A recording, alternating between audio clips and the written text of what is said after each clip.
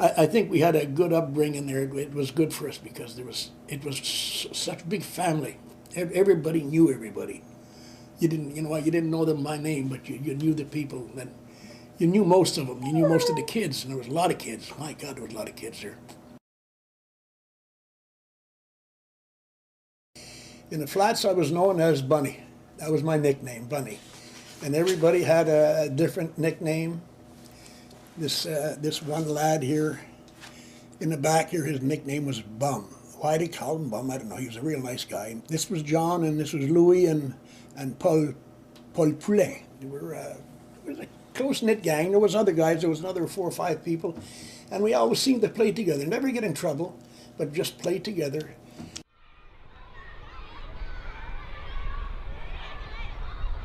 I was raised right next to Sherwood Street. My parents had migrated from New York. We lived on Ottawa Street. And right behind me was the school that I went to school with. Just my back door. It was unreal.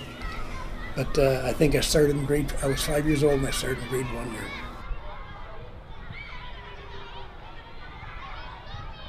there. We just spent all our time around Broad Street and in the 2 parks. They were nice parks, you know.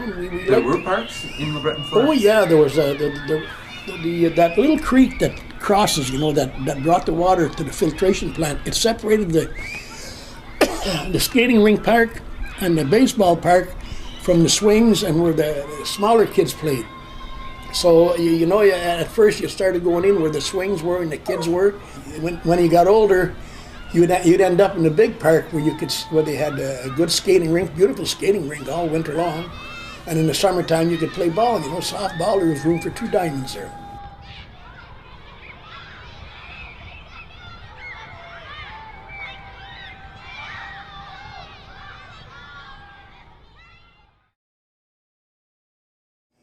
I couldn't see no drawbacks to it at all, except that it was a poor neighborhood.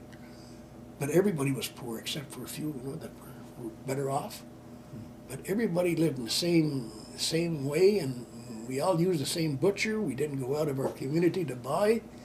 The corner butcher store, he always did well. The Little Dominion store, they did well, because everybody just stayed in your neighborhood.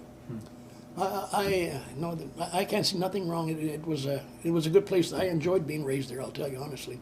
So did it feel like a dangerous place when you were a child there? No, we played outside until 9. Our parents never had to warn us about anything. We were never worried about playing. And I never heard of girls being molested. You never heard of anything like that. To me, it was the safest place in the world because everybody knew everybody. No stranger would dare come in that part of the town. Did you used to go into Hintonburg? Oh yeah, we had friends in Hintonburg, but it was a different mentality, a different bunch of people there, and it was like gangs, and you weren't welcome. You just didn't get involved in it. How was it different? Well, just people you didn't know. So you went there, and all of a sudden you see strangers coming around. They don't like it, and the burg didn't like people from the flats. They didn't come in our area. We didn't go in there. Where do you live? I live in the flats. Le Breton t'a jamais là. Ça a toujours été, where do you come from? I live in the flats. Okay, but they knew where it was. It was a rundown. It looked pretty rundown, but it raised good people. It raised good people, and like I say, we never, crime wasn't that prevalent there. Maybe there was nothing to steal, that's why. I don't know. What were some of the things to do in the flats? Play ball in the wintertime, hook onto the back of cars and just get yourself dragged around. Mother'd get mad at us. Streetcars as well? I'm sorry? Streetcars as well? No, just cars. You didn't play with streetcars. Oh, no, that's just...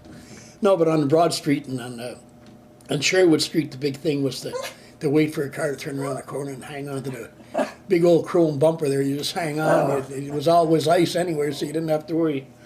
But that's about the worst things we did. We didn't get in trouble. There was enough. I think there was enough there to do, and it was such a close community. You didn't dare go stealing things. People would see you right away. So you didn't have to. We used to go behind the railed CPR cross the CPR, and we'd go to the bay. That was the Ottawa River, and we'd go swimming there naked. Naturally, there was no ladies allowed there, so we'd go swimming naked there. And in the spring, it was always who could go in there the first. You know, you'd have to push the ice aside to jump in, and it was always a big show every year to go swimming, and we had a fabulous time.